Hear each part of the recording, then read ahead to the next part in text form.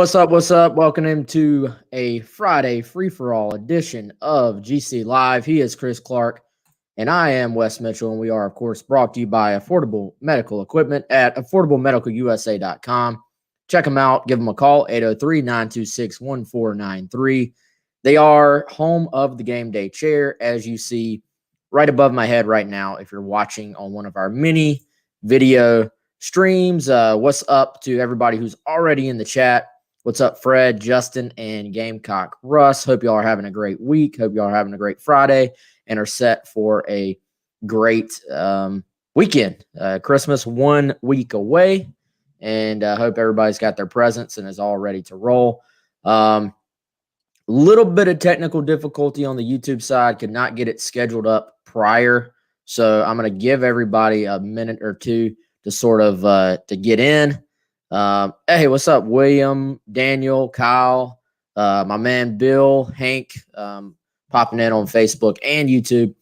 Like I said, I'm going to give everybody a little bit longer than normal to get in, and I've got to post these links on Twitter and all that stuff as well. Chris, are you ready for Christmas, man? I am ready for Christmas, and I'm ready for the gift of more news on the coaching front, assistant coaching front, recruiting. Obviously, with signing day behind us, the early signing period from Wednesday is different, Wes, as you know. For us, we could leave the house for a minute if we needed to. That's sort of atypical. Normally, we're waking up early on a signing day, and then pretty much I don't know about you, but I'm pretty much at the house locked up until night when we pass out or maybe go have a celebratory dinner or something like that. But it was a little different. But now, page has turned to, Christmas is approaching. But for us on the work front, it's going to continue to be busy, man, because there's still going to be a lot happening with recruiting for, the February signing period, 2022 prospects, underclassmen, monitoring, transfer portal stuff, team stuff. And, you also have assistant coaching hires that are expected to come down. We're getting closer to that time, and we'll start hearing stuff about that.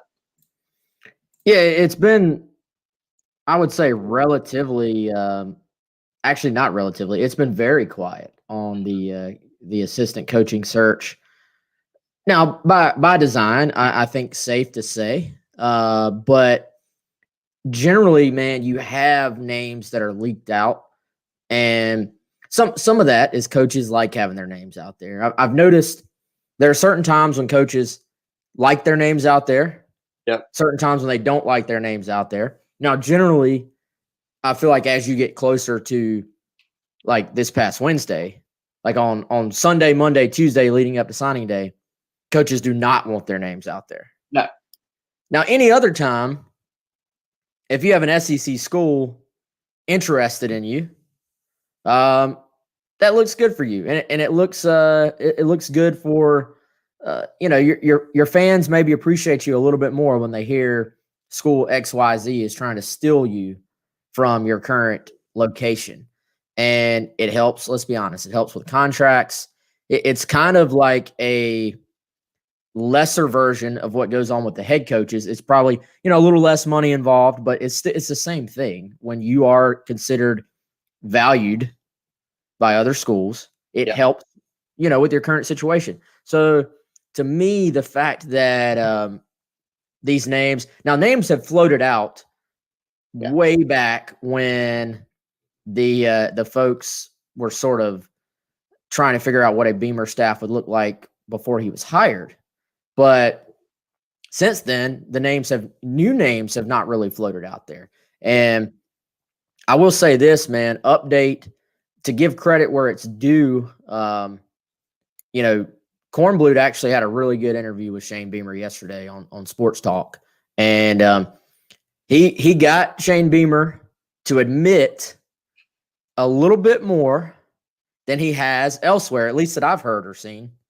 And he said maybe early next week, potentially, you could see some announcements. And he also, for the first time, I think that I've heard, admitted he may have a couple of silent commits. So, and not your traditional, before people, go wild, not traditional recruiting silent commits, but coaching silent commits. as in some guys who maybe verbally said, I'm coming on staff basically, but let's wait and sort of announce it at the proper time. Yeah, and so there's the word that I sort of have been using. We got these different like hinge points where everything hinges on the timeline of a few certain events, and we're starting to get through more of those. One was early signing day because of the reasons you laid out, Wes. A lot of people are going, well, that's not right. Coaches, know that they may be making a move, but they're waiting until they get kids signed. It's the way it is. I mean, there's a business aspect of all this. There were a lot of kids on Wednesday who some coaches thought maybe they were going one place and they did not. And so it does go both ways there. So there's some coaches that, we're looking to get through the early signing day. That's one part of it. You've also got the fact that some coaches are still part of programs that may be playing this weekend. That could be part of it as well. You look at, now this is going bigger picture even, but if there's a possibility that Shane Bieber might want to pluck someone from the NFL, for example, then you've got guys playing into very early January. Now, I don't think that's going to be the case from a coordinator standpoint, but something to consider when you think about assistants. And then you got some guys in the building right now. The two that have been talked about, a lot of guys have been talked about, but you've got Des Kitchings and you've got Mike Bobo. Those are the two guys that have been talked about the most in terms of opportunities. So, going back to what I said originally, you got early signing day, you've got Saturday, this coming Saturday for games. And you've also got the fact that Beamer himself is coaching on Saturday as an assistant for Oklahoma's Big 12 title game. After that, on Sunday, he'll be back in town in Columbia where he can sit down with some people face to face and hash those things out. And that matches up with the timeline that you referenced earlier, Wes. So I do think for a variety of reasons, including him being in town to talk to people in the building face to face that he may need to talk to, maybe to talk with, some people at South Carolina administratively about some things, and you'll have a couple of those other timeline points passed. That all adds up to being able to have some moves happen early next week.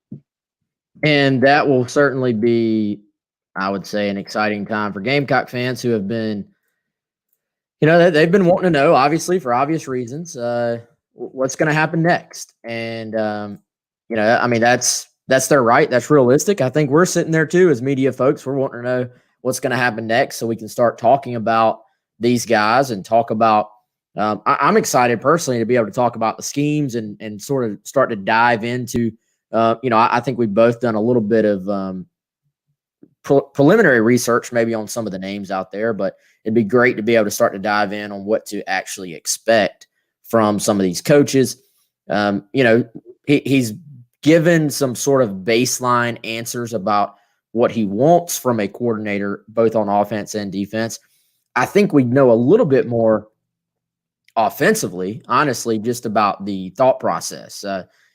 He's brought up many times the Oklahoma offense and how successful they've been out there.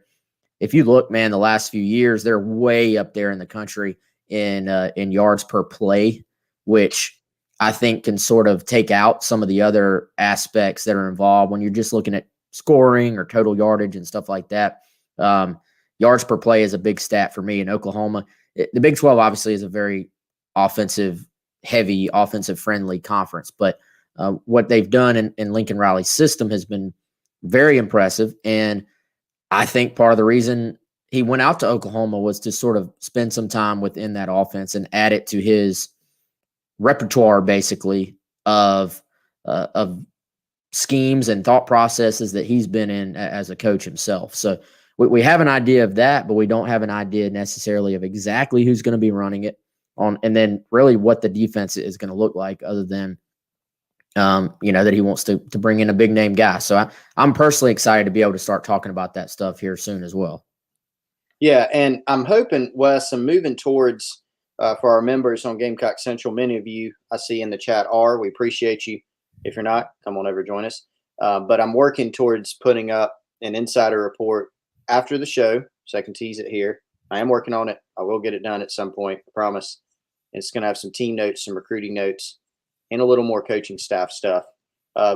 again, I know there's been a lot of stuff thrown out. There's a lot of names. A lot of it's been difficult to sort through, and we do, we really do like to try to separate fact from fiction and try to give concrete info. Being honest, like we always are on the show, sort of an honesty hour. We don't have a great sense at all the spots. We know some possibilities. We know some things that are very likely to happen. We don't know all of them, but we're going to bring you some more information on what we do know in that report, as well as some pretty interesting team stuff and recruiting stuff as well. Hopefully, I don't know, 4 o'clock, 5 o'clock, something like that, if I don't get bogged down with more phone calls, which is very possible.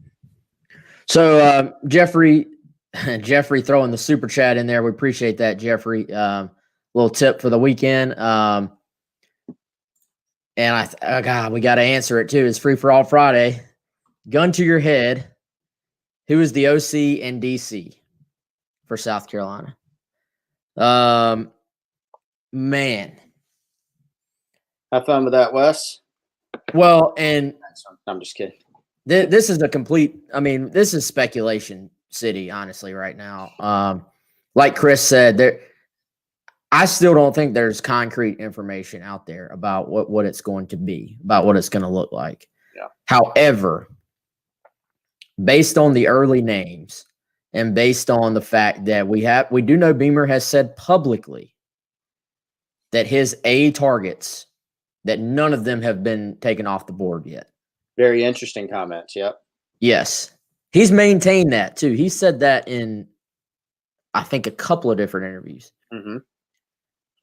To me, if Jeffrey's putting this gun to my head, I'm guessing Jay Bateman for defense. Now offense, I still, here's the thing.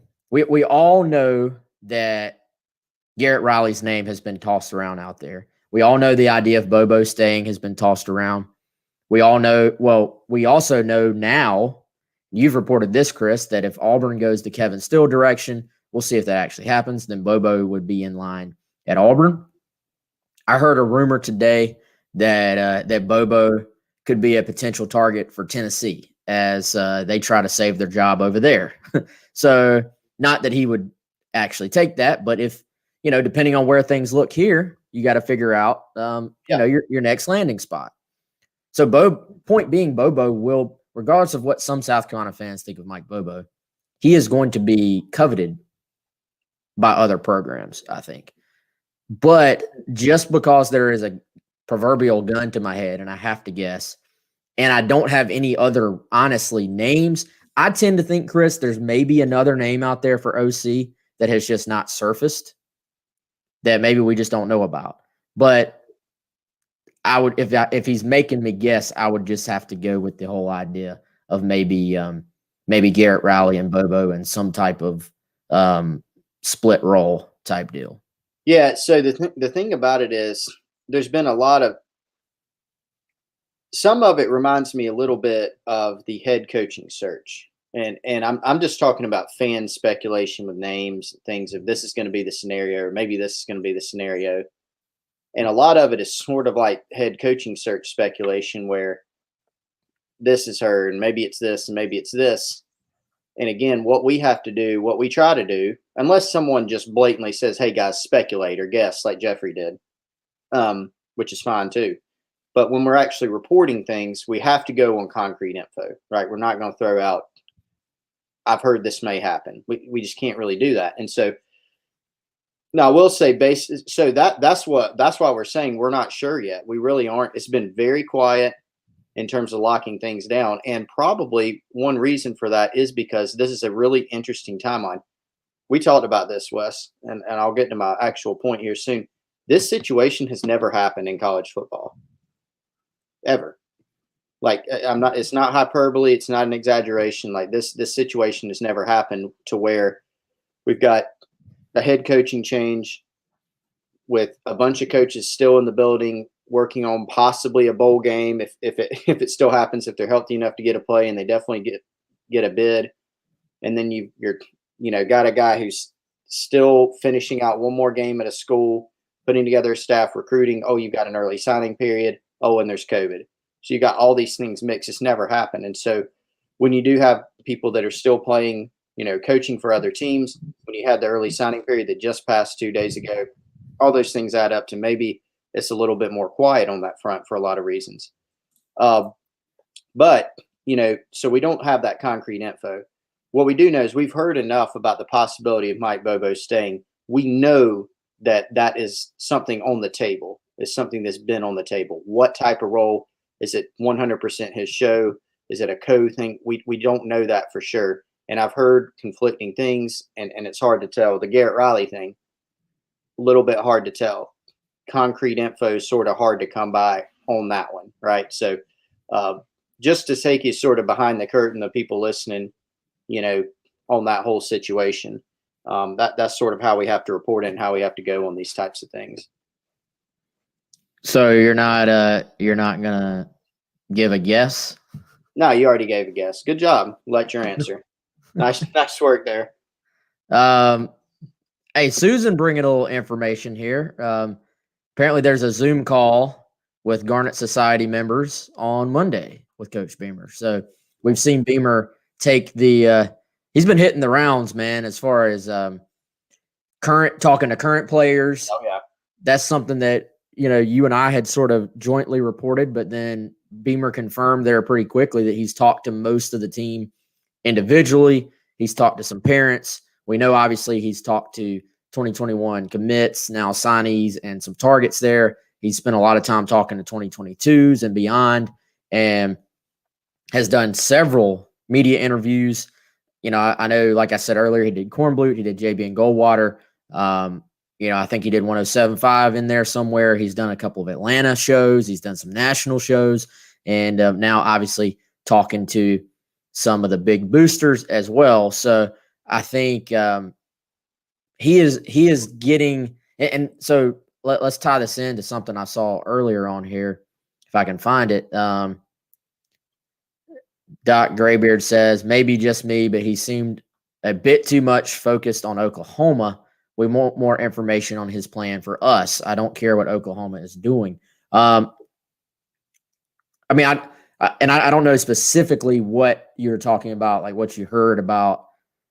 Was this the Wednesday press conference, or like where did you specifically feel like he was focused to on Oklahoma? I don't know. The Wednesday press conference was really all about the prospects and building that class and what's going to happen moving forward. But as far as the plan, the thing we have to remember is that there are certain coaches that if word were to have gotten out that they might be leaving for South Carolina, he could deem that to be detrimental to his ability to get that coach to South Carolina. So there are certain things that you keep in-house on purpose and for a reason.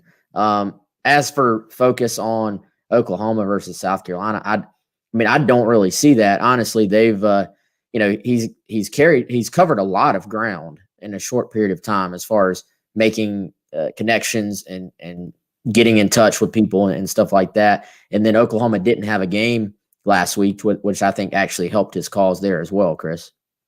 Yeah. So you think about it, and Beamer's made this point. Now, if people don't want to believe it, that's fine, but I'll explain, how I feel about it. He said that you could make a good argument that he's been able to get more done on South Carolina in his Oklahoma office than here, because you don't have people coming by talking to you, whatever, things getting bogged down. Now, obviously, the difference there is he's got two Oklahoma components still. He's not recruiting for Oklahoma. He's not doing any of that.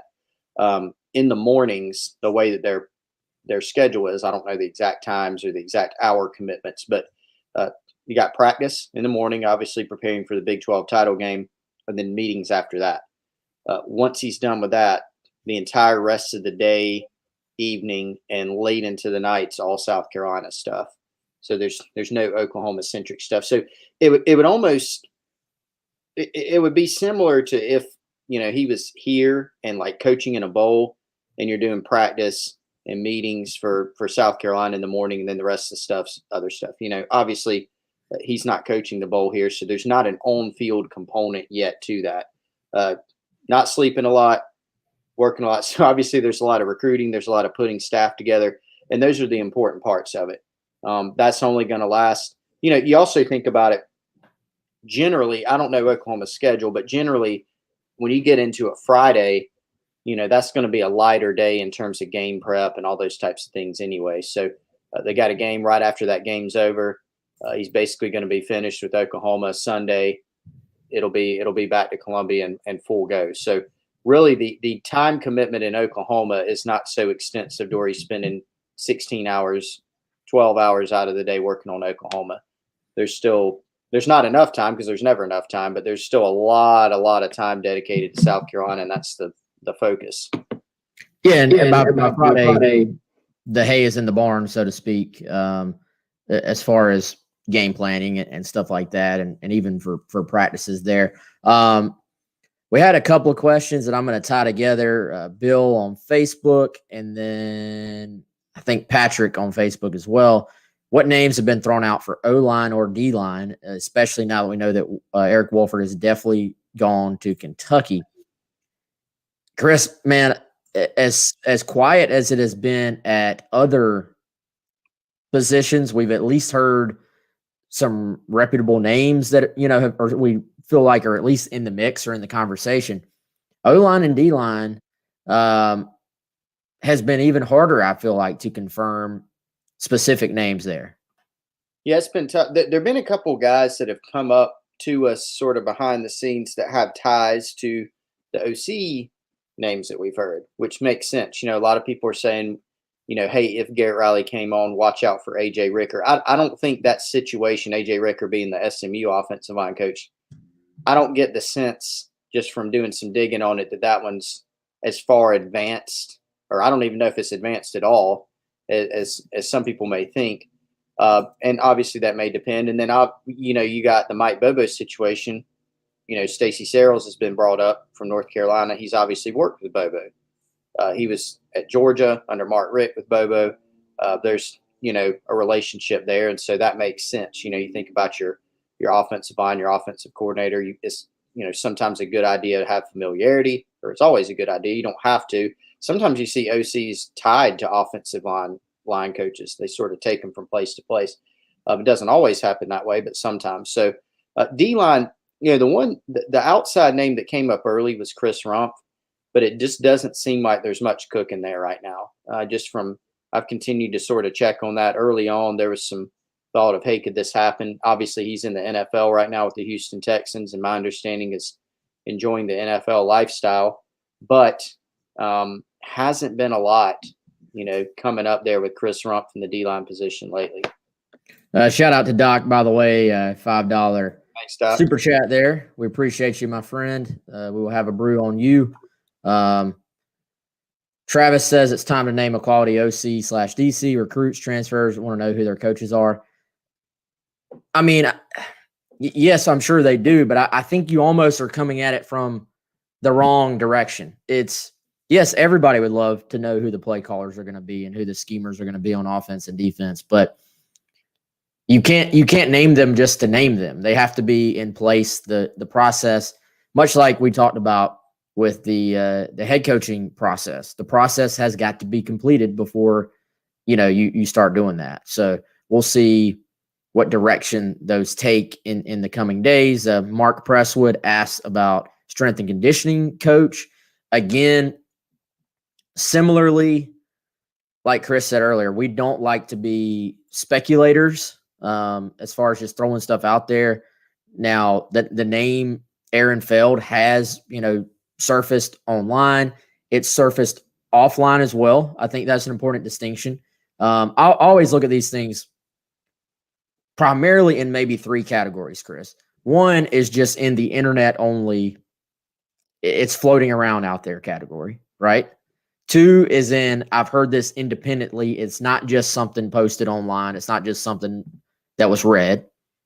But then three, I sort of break that up into two different categories where I'll say maybe one thing you heard from like coaching community or like from outside of the building, and then other things that you hear maybe in this case, there's not really many people in the building for South Carolina, but it would be more people directly tied to Beamer, as in Beamer is thinking of going this direction. With Feld, you can safely say we've all seen stuff like that online. And I can safely say that has floated out there in like the strength and conditioning coaching community, that idea is out there. Now, have we heard it directly from like, hey, this is a guy Beamer wants to hire? No. That doesn't mean he's not going to be the guy. It doesn't mean he is going to be the guy. There seems to be some smoke there, and as far as interest goes from Feld. Now, then, you have the aspect that Oregon just sort of re-upped on Cristobal. There was interest in Cristobal. I mean, South Carolina, with that opening, there was a little bit of early mention of Cristobal being a guy to watch. The Auburn job, it opens up. There was interest there. Cristobal reportedly getting a brand new contract. Not reportedly, he is. I think it's already official by their BOT. But also, I believe, getting some more money for his support guys and his assistants and stuff like that. So there's a lot to sort through there as well. I still think Feld is probably one to keep an eye on, but I also don't – none of us have been told that's official or that's happening or anything like that. Yeah, so Feld's one in the mix. There were a couple others that came up along the way. Obviously a lot of people wondered about Craig Fitzgerald, who had some carryover with Beamer from his previous stint at South Carolina. Obviously, Fitz is loved by people around here still, now with the New York Giants in the NFL. And that wasn't just one that people wondered about. I mean, I think there was some legitimacy to that. However, don't think it's likely from what we hear. Just got there this year to New York, left Tennessee Vols to go up there. Has a big salary, good situation. So unless something changes, don't see that being the move. Feld came up. Joe Connolly, who was also had some carryover with Beamer and was the strength coach at South Carolina previously, is another guy that I don't think there's a ton to it right now, but it has at least come up. And there's another name out there that I can't give right now. I'm going to have to do that on the show, but I got to go that route. But I can't give one. Maybe at some point, even if it doesn't happen, I'll let everybody know what the deal is. But it's a situation like you talked about earlier, Wes, where it could torpedo things, if you will. Wes, go ahead. No, I was just going to say we have an interesting, and it's a coincidence, but and these two people are on different platforms, so I don't even know if they're seeing each other's messages. But we have Travis Ford on Facebook, who is absolutely no Bobo at all. Like anybody but Bobo, basically. Bobo.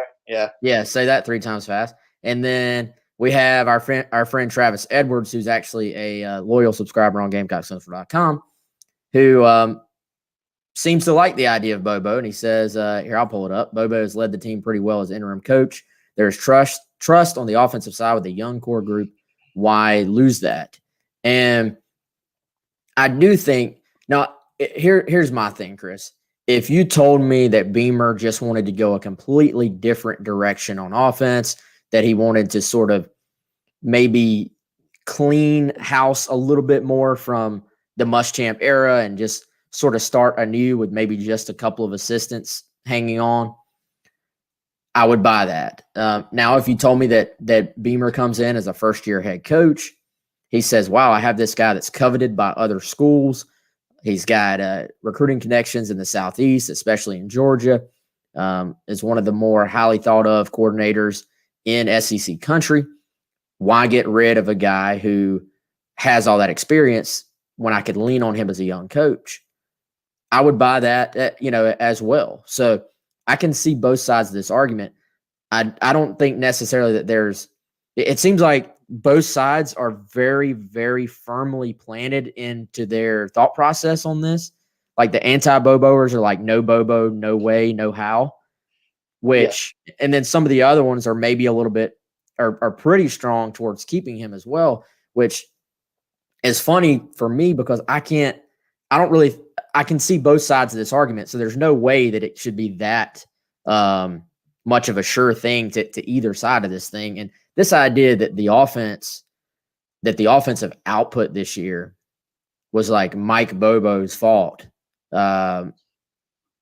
is kind of silly to me. I do think the fact Colin Hill has become sort of the scapegoat for this entire season. And then Colin Hill gets sort of packaged with Mike Bobo, and people wanted to see Ryan Helinski get to play more. And all those things have led to an anti-Bobo sentiment from a portion of the fan base, in my opinion.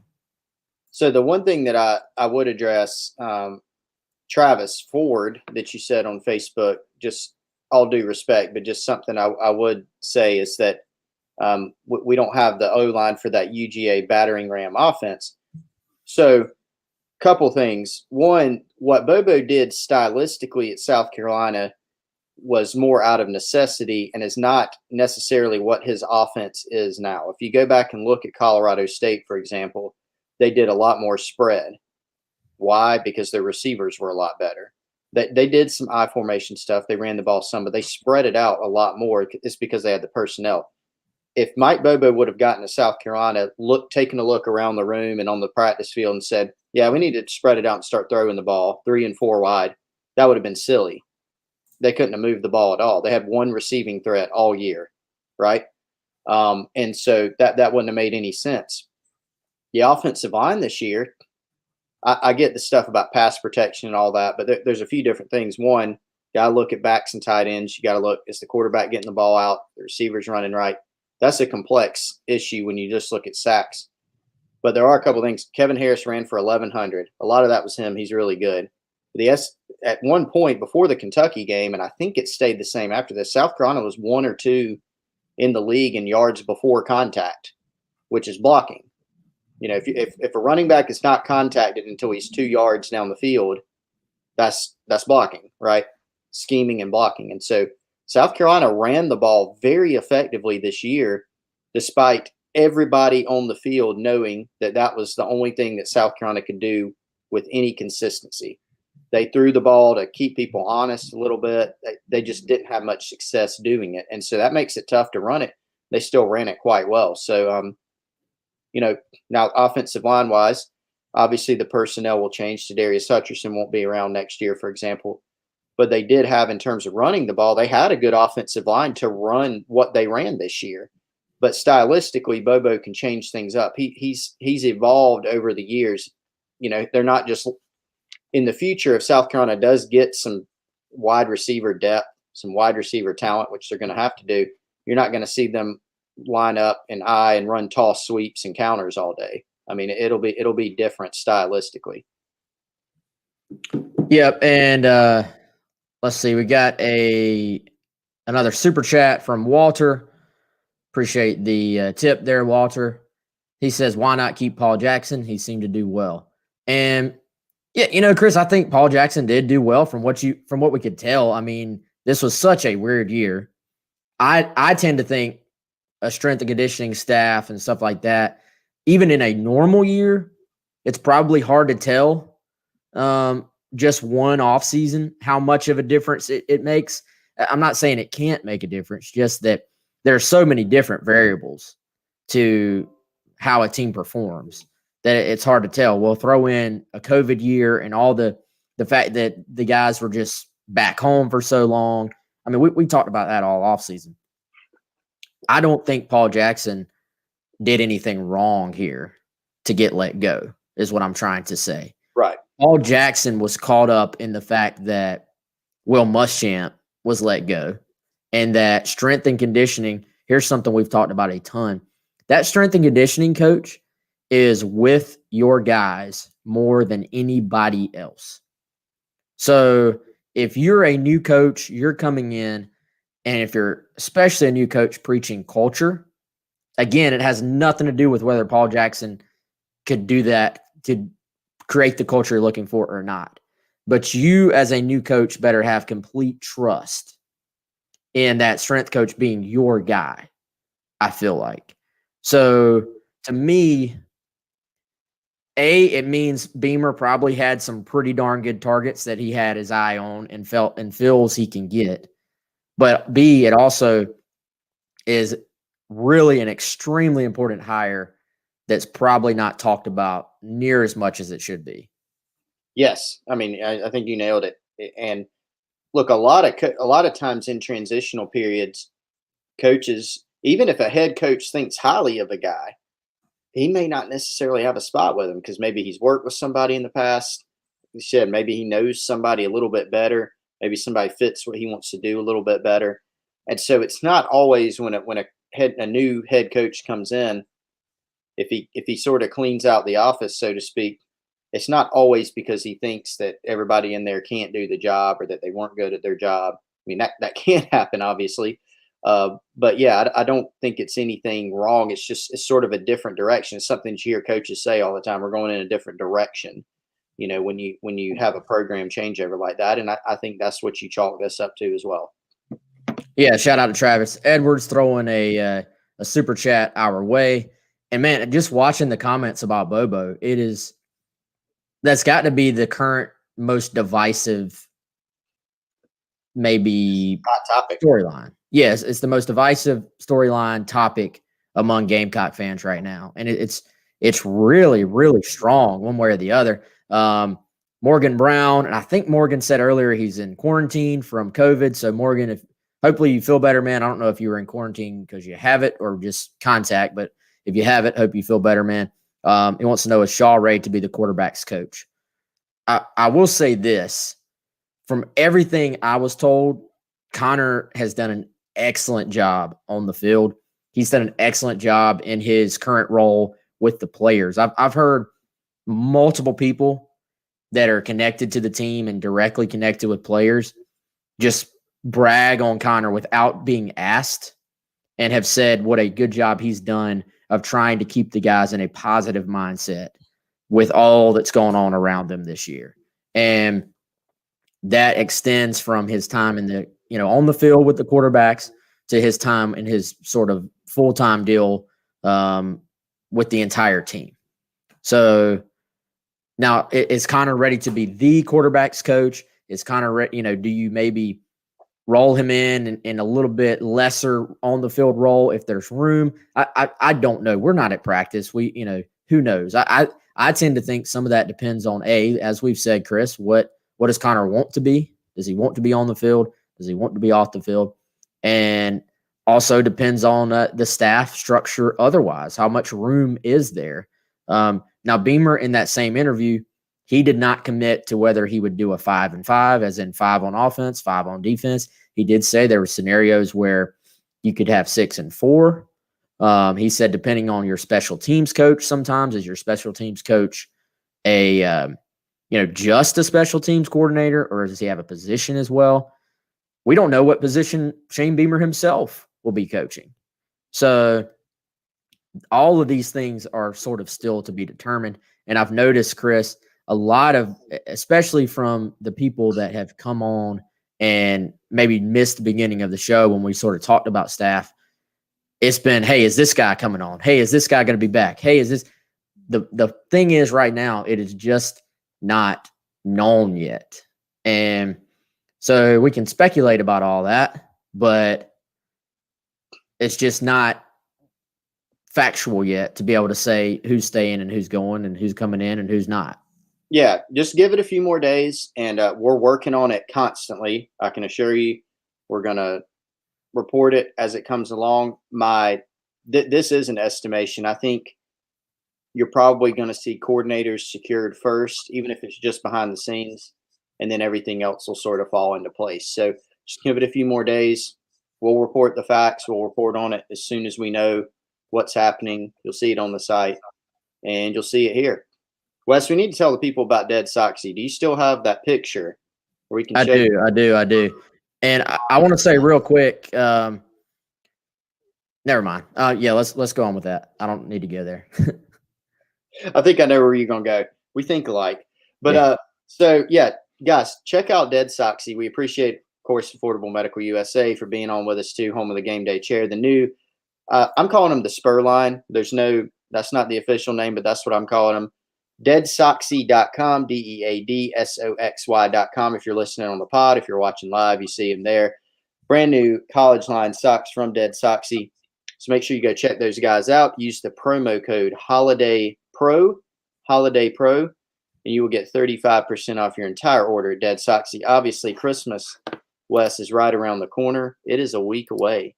And so you need to make sure you order now for yourself, for your fellow Gamecock fan, for your family member, your friend, make sure you get yourself some Dead Soxy socks. To get there, go to deadsoxy.com, click on the college link, click on SC on their little interactive map, and you will see them come up. Make sure you check those guys out. We've had a lot of people say that they have ordered or will order Dead Soxy product and that love them. I certainly love them, and can't wait for you to get your own. So make sure you check those guys out. Holiday Pro is the promo code. Yep, you see them right there. Would make an excellent gift. As I've said before, the second that you start liking getting socks for Christmas, you are officially an adult. And I'm there, y'all. I'm honestly there. If you got me socks for Christmas, I'm happy. So check them out, deadsoxy.com, and use that code to get you a little discount there. Everybody loves a discount, so check them out. Let's see if I can get us back to normal here, man. I got so many buttons over here. There we go. So got another super chat. Appreciate that, Mr. Alexander. That's mysterious. I guess he doesn't want his real name on here. Thoughts on SMU assistants coming to Columbia? Yeah, we've talked about that, man. I think, Chris, you want to hit it again real quick? There's nothing. It makes sense in theory, and especially with Garrett Riley's name, that name has floated out there for a long time.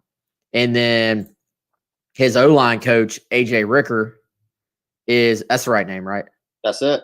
There's a natural tie there, right? That O-line coaches and OCs sometimes go together. So it's a natural connection to make, but that doesn't necessarily mean that there's solid information that it is happening. Now, if that's the direction they go, if that's your question, I think it only makes sense. Now, there's some inherent risk to hiring a young, sort of inexperienced OC in Garrett Riley. But if you were going to want to incorporate the Oklahoma offense, there may be no better person than Lincoln Riley's little brother. Yeah, when you look at the Lincoln Riley tree, you're talking about implementing that Oklahoma offense. There's not a big tree yet because he's still such a young coach. So his brother obviously has some experience coming up in that air raid type of system. He's coached receivers, he's coached quarterbacks. First year calling the plays under Sonny Dykes at SMU. Lincoln Riley's system, to go back to Lincoln, it's air raid, but it's a little bit different. They incorporate some different run concepts that he built in at Oklahoma. And so, and SMU has been pretty successful running the ball too, just looking over some things statistically. But yeah, so to answer the question, or to give my part of the answer, nothing concrete on that. We've seen some of that stuff. We've heard some of that stuff. I don't think a lot of it, the vibe that I get is a lot of it may not be as advanced as some fans may think right now, but it's something that we are tracking. Obviously, we're going to be tracking who the O-line coach may be, any dynamics for coordinators, who the coordinator may be. But we know that Bobo has also been, in the mix firmly there. All right, so one other thing that's sort of happened since we obviously didn't have a show yesterday, Chris, but and I guess we actually haven't been on since Beamer talked about the entire class. But even in the time since then, Beamer added John Darius Morgan on Wednesday night. He was a signee that we expected would sign in February and went ahead and signed on Wednesday night. And I posted on GamecockCentral.com. It's actually a free story if you want to go read it. Beamer's comments on Morgan as well. And I wanted to get into him a little bit as a player because this is someone, when there's a coaching change and when you sort of have the class South Carolina had, I think there are some guys that it's maybe more important to hold on to than others, to be completely frank. And John Darius Morgan was someone with the senior year that he has had that I think it's safe to say South Carolina was very high on and wanted to keep in place. And they obviously were able to officially do that. Beamer, Chris, called him a mauler. And I think that is a good description for this kid. Yeah, obviously, from a size standpoint, he's got that. You'll see him, here, and it definitely looks like more of an interior lineman, right? He looks like a guard at the college level. He'll have to reshape. Technically, he'll have to get, better. But that, you see those things when you look at just the want to, the physicality he plays with, the physical traits that he brings with, him showing some dominance on film at the high school level. That's what you want to see for a guy, this size. He shouldn't be struggling out there against guys that are half of his size. He should be putting some people on the ground, and that's certainly what he does in the run game. Chris, I think sort of fits a little bit of this mold. We'll see what the new offensive line coach sort of strategically goes after it as far as offensive linemen go. But when I saw this guy, I was like, yep, that's an Eric Wolford offensive lineman. Pretty mobile kid for his size, has a mean streak, as you said, has some physicality. Now, I tend to think the biggest question for South Carolina and really for everybody is, it seems to me, Chris, like there are fewer and fewer, and I'm going sort of big picture here, a little bit away from John Darius. There are fewer and fewer true pass protecting type of left tackles. And my theory on it is it's a little bit about the offenses that everybody's running, the ball's out fast. RPO game, you're really, just by the structure of RPOs, your guys are run blocking up front. So finding true left tackles and then really even right tackles that can sit back and pass pro in a passing situation, it's certainly been a problem for South Carolina. I tend to think it's a little bit of a problem for almost everybody if you're not just one of the elite programs. But certainly, as you said, John Darius maybe fits more of that role that we've seen South Carolina be able to get some guys, and will probably continue.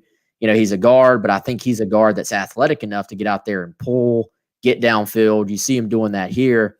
Some of those pin and pull, old school power type concepts that South Carolina has liked to run recently, he probably fits in doing some things like that. Now, moving forward, I also think a need for South Carolina going into 2022 will be to try to find maybe a true pass protecting type offensive tackle or two.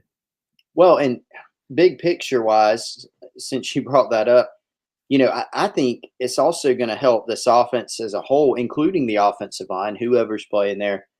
You got to be more dynamic in the passing game. And that starts with, finding receivers who can go and be a threat, and having multiple receivers who can go be a threat, and obviously scheming it up and having good quarterback play and continuing to be able to run the ball well. There's a foundation there for South Carolina in terms of going into next season. You feel pretty good about their prospects of being able to run the ball with their running back room, regardless of whatever the scheme may be.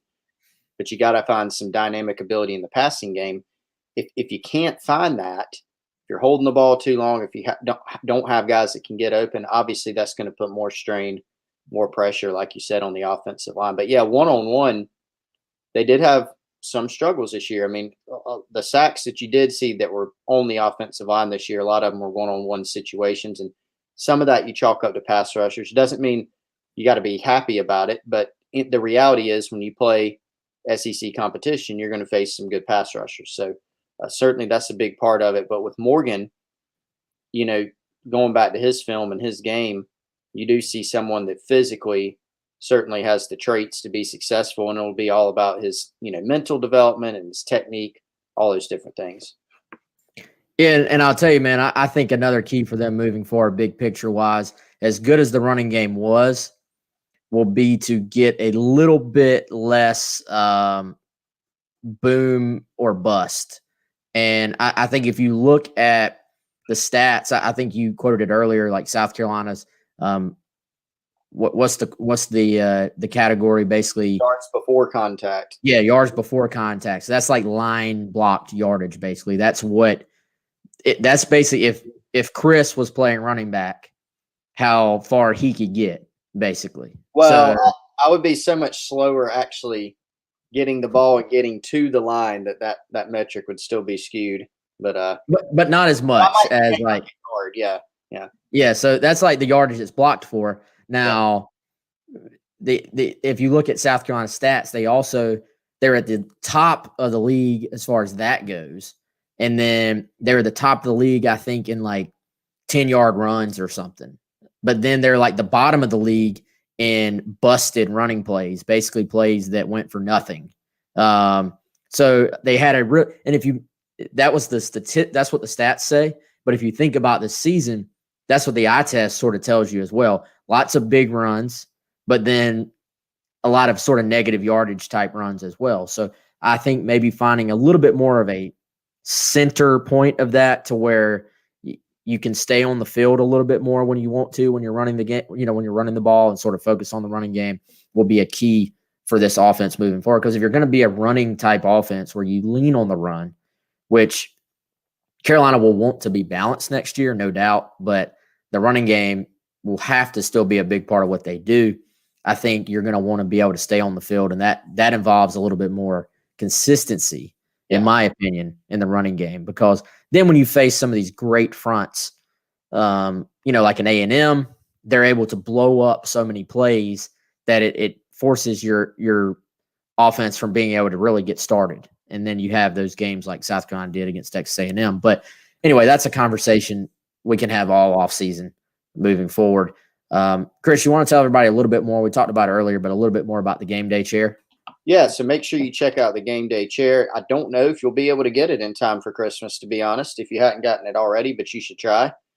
They have a limited number coming in. I know that some of our loyal listeners here have talked about securing a game day chair before Christmas. But if you can't get it in time for Christmas, get it after, or go ahead and place your order. Give those guys a call at 803-926-1493. It is the Maxi Comfort Cloud with Twilight technology. What is Cloud? Probably because it's like sitting on a cloud. Big, comfortable recliner. And the Twilight technology is the zero gravity lay flat position, but it's also got the TV watching position, the lounge position. So great addition to your man cave, living room. Even if you wanted to put it in your kitchen, wherever you want to put the game day chair, make sure you do it.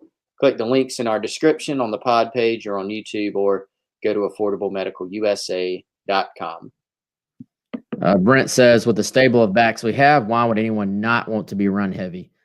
Well, I think, Brent, as much as I see your point, in an ideal world, you want to be very balanced. And the absolute best offenses are balanced. And that means, yes, you can run the football when you want to, but it also means you can throw the football when you need to. And in order to be in position to do that, you have to already be adept at doing that. Now, can you get by, if you had to pick one, if you could just be a running team, could you get by against some teams with that?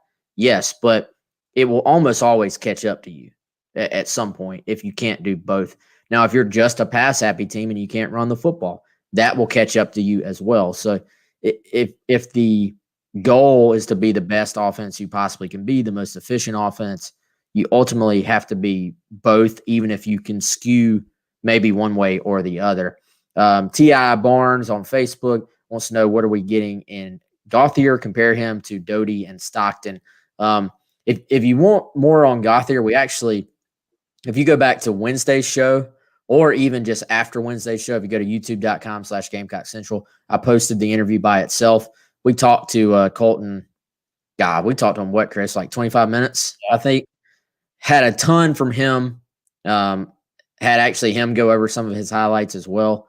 And I would say, if you really want to know a lot about Colton, just go back and watch that video, probably more in-depth than we can give you right now. But a quick comparison, I would say, I don't know, man. Gauthier is not really quite in the mold of Luke or Gunnar Stockton. Not to say it's a direct comparison, but if you're just looking for a type of skill set, what do you think, Chris? He's almost maybe in a Jake Bentley, if you just wanted to look at current Gamecock or recent Gamecock quarterbacks, in that he's not going to be a run first guy by any means, but he can get out there just enough when he needs to. And he's not a statue, but he is a big kid, 6'3", 6'4". Yeah, 6'4", 205, 210, somewhere around there, maybe 215 even. So he's put on some weight. He's really progressed. And I do think that was an interesting comp.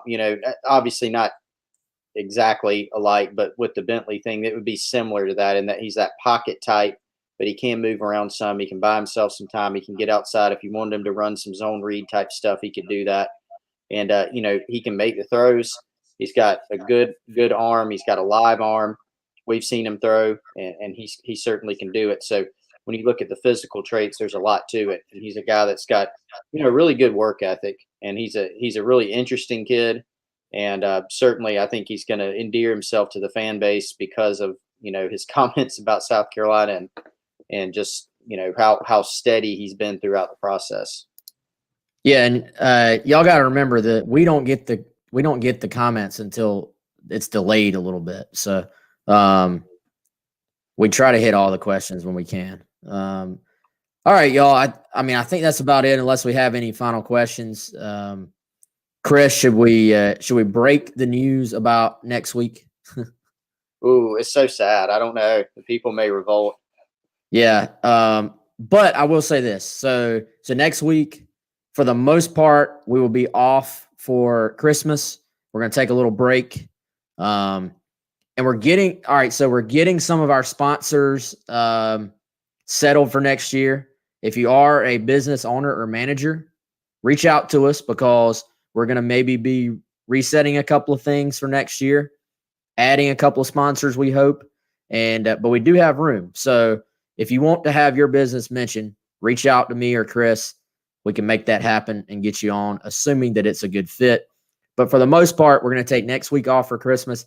Now, I'll say this. If there is a major movement for South Carolina, a bunch of coaches named or something like that, we're going to do our best to either record something or hop on here live at some point, and we'll put that on Twitter.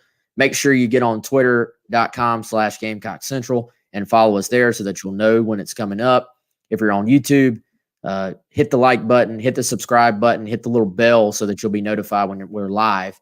And I think from what Beamer has said, there is a decent chance, Chris, at some point next week, we may be hopping on here to talk about staff. Yes, like Cartwright said, see y'all Monday. Yeah, I have to be on here every day, 8 hours every day, live streaming. No, we will try to take some time off, but I have a feeling at some point we might be on here. It'll probably be busy leading up to Christmas. Well, knowing how things normally go, there'll probably be a new coach once per day next week. Stagger it for us. Yeah, that'll be good. Yep. So, oh man, Travis is not happy with us right now. He said, I thought we were all opening presents together. Hey, check out my Twitter, Wes Mitchell GC. Early next week, I am going to give something away. I've already got it figured out. Oh, what it's going to be. Y'all have to wait. Just be on the lookout. Early next week, it's being shipped to me right now. I've got a little bit of a giveaway for a lucky Gamecock fan. So be on the lookout for that. Chris, you got any final thoughts, man? Is it Dead Soxy Socks? No, but it could be if they want to send us a few more. But no, it's not that. I see my man Steven in the comments. I know he's about to get some Dead Soxy Socks for sure for Christmas. Do it, Steven. It is not a game day chair either. That would be a really nice giveaway. That would be a heck of a prize. I would. I'm very curious. I'm gonna call Wes when we get off the show and make him tell me what it is. It's gonna be it's a good little surprise. Okay. And I paid for it actually. It's not even a gimme giveaway. I'm just doing it for Christmas. So, any final thoughts, man? Or are you good? Those were my final thoughts. I just wanted to talk about Christmas gifts, and that was about it. Okay. Yeah. Thomas wants a Beamer autographed pick. It is not that either. Although maybe one day we can make that happen. We'll see. All right, for Chris, I'm Wes. Hope everybody has a great holiday. Again, we'll probably be back on at some point. But if not, y'all have a great Christmas. And if so, we'll see you whenever we see you. If I guess it would be at this point, if nothing happens next week, we probably shoot for being back December 28th, and then we will go from there. All right, y'all have a good one. Appreciate